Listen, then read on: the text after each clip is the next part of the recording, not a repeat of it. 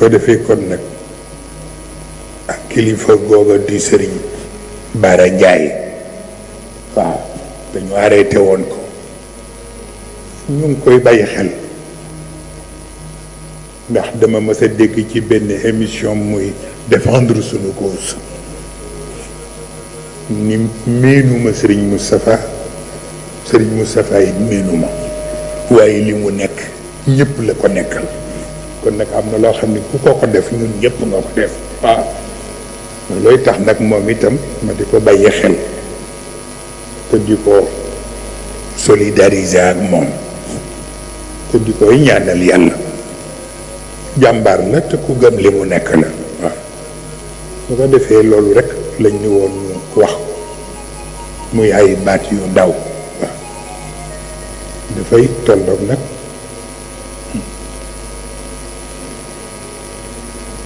noonu la daal waaw xam naa xale yi dafa mel ni seen yaram yi dafa tàng ndax boo demee ci réseaux sociaux yi ñu ngay indi yewoon démb yëpp te ba muy metti waaw tàng jëpp wax dëgg yàlla waaye kenn dawul waaw kenn dawul ñu am sunu kilifa rek mu nekkal ñu ci ruq bi war lu yëpp waaw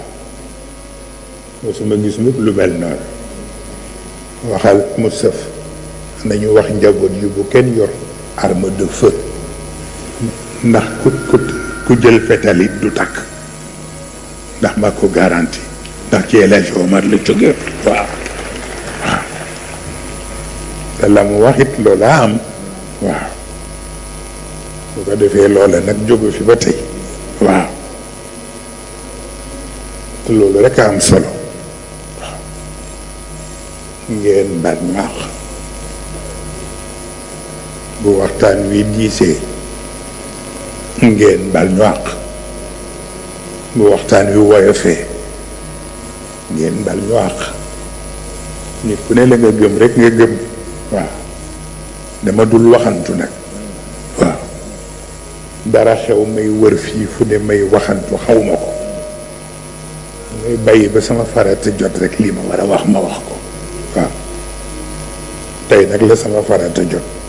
waaw tombeeg sama anniversaire waaw bu ko defee lii capitaine wax sànq rek te jigéenam soxna Fatima wax ko sànq waaw loolu moo fi nekk waaw réew mi dina changé ñi fi nekk dinañ fi jógee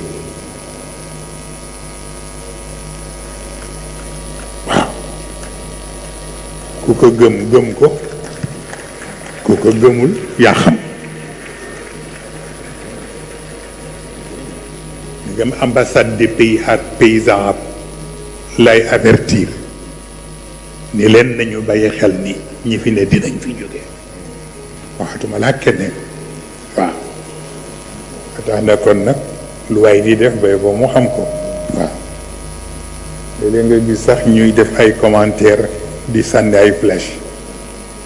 mais amul solo ndax bu farata jotee bu keroogee kenn ku ne di nga tal leneen dul sànni ay flèche waaw loolu rek moo ci nekk soxna li ma njoon tabaarakallahu léegi nii bi muy nuyoo mu ngi wax ay kaddu cant yu bare